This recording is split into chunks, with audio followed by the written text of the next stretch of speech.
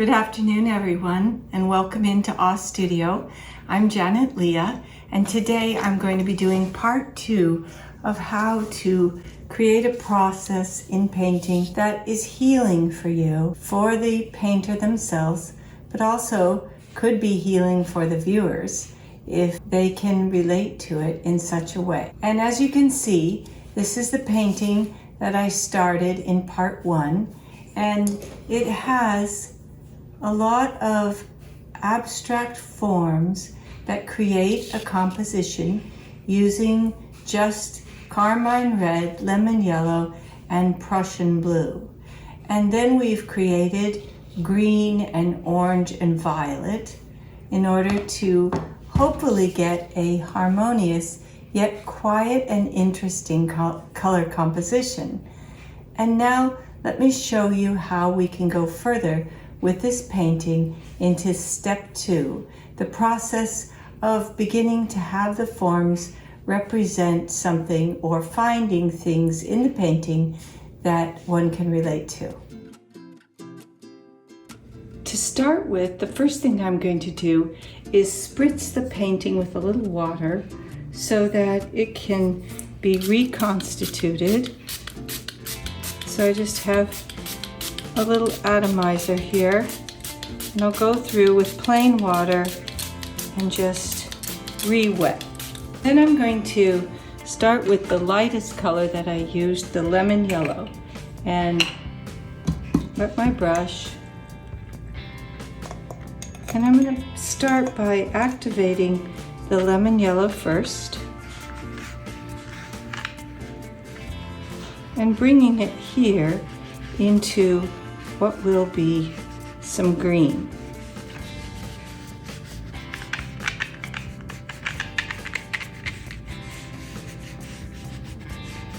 You can see that as I spread the yellow over the previous green and into the blue, it gets greener and greener.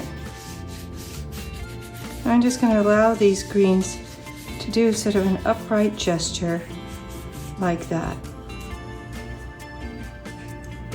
Now let's go on with some of the carmine red.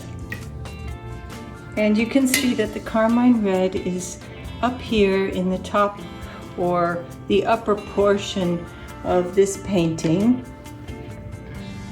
And I'm going to dip into the carmine red, not use too much of it, but I'm going to allow that to be enlivened up there. And as I get here into the yellow, I'm going to let the orange appear.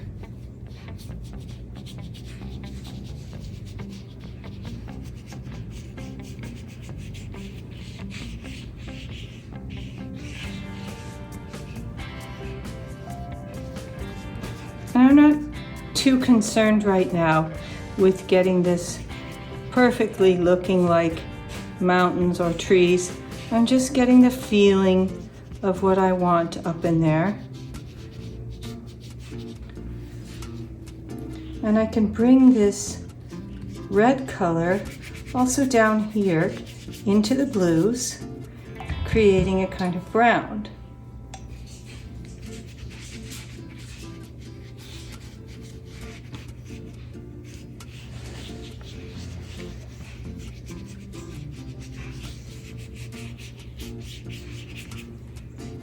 Well, it's a very rich color, very dark.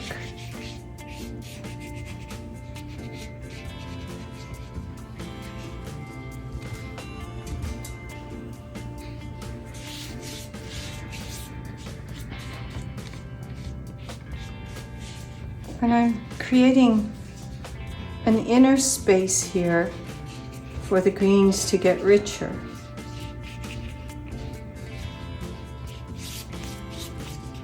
What I'm doing is just allowing this stage to further develop from what I did before. In the abstract stage, Only this time I have in mind the landscape. And now let's take a little bit of blue and put it right on top of our wonderful green areas.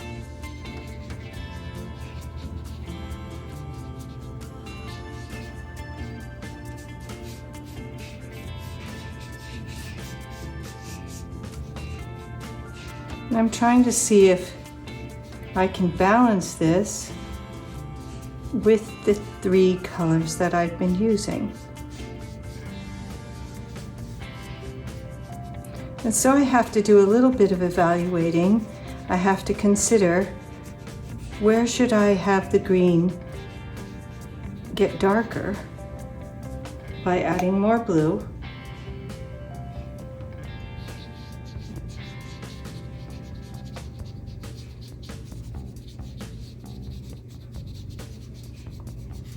And if I want it to be lighter or brighter, I can put yellow on top.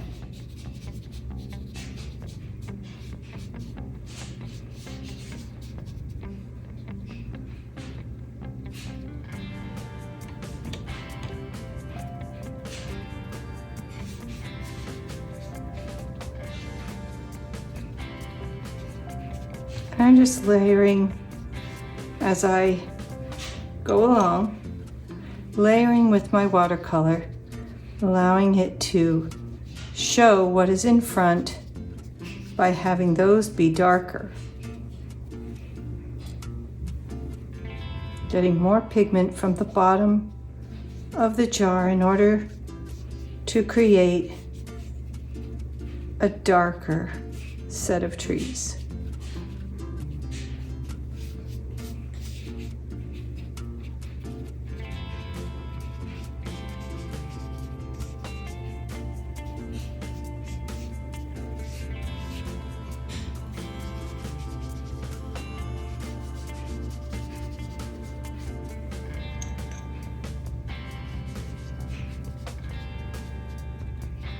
And there'll be layers and layers of them coming across. Now, what is happening just right in here? I'm not quite sure, but it does look like the red could come a little bit up here. Perhaps these are like rocky cliffs that come in front. And since I have this red on my brush, I can bring it into some of what I would consider to be trunks of trees back in there, even branches.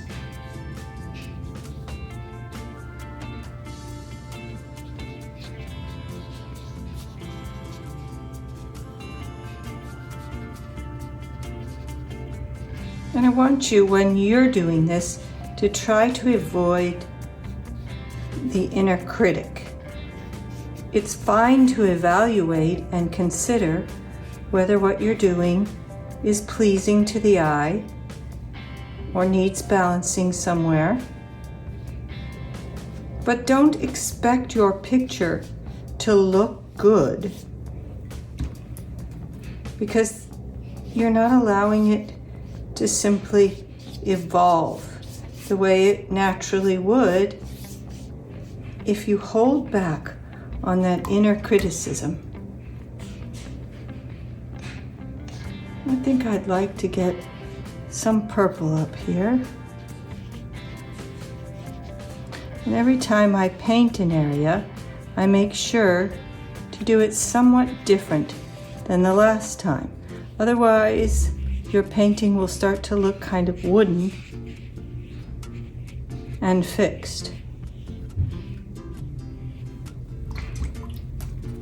So make sure that you're doing something different than you did last time every single pass through the colors.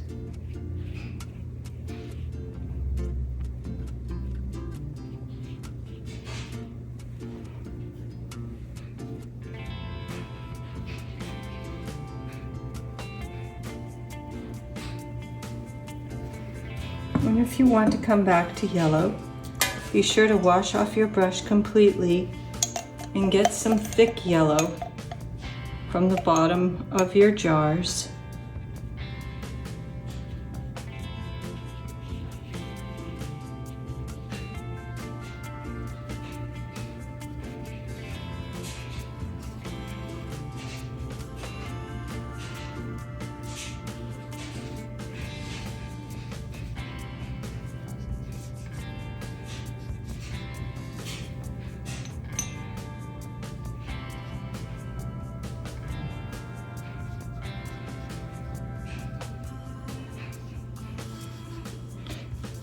And what this is a kind of play. Play with light and shadow, dark and light, and with the colors that you're creating. If you start to get a lot of mixtures of colors, like I am, that's actually a good sign, because that means that you're letting the colors move away from their original hues and into some more mature finding of color.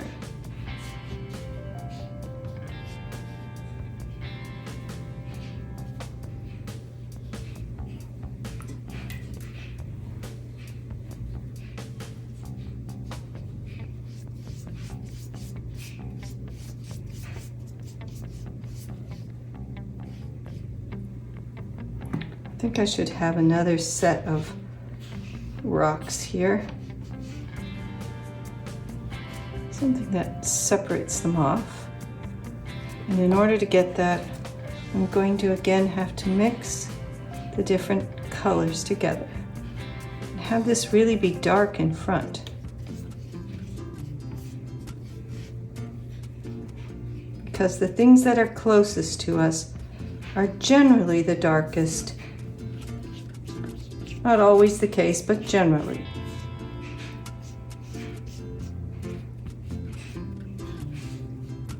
Now, some of you may be asking, how long is this second stage in terms of time? And really, it can go on for quite a long time. Again, your purpose in this second stage is to bring gently forward the spaces of color into forms that may suggest something to the viewer.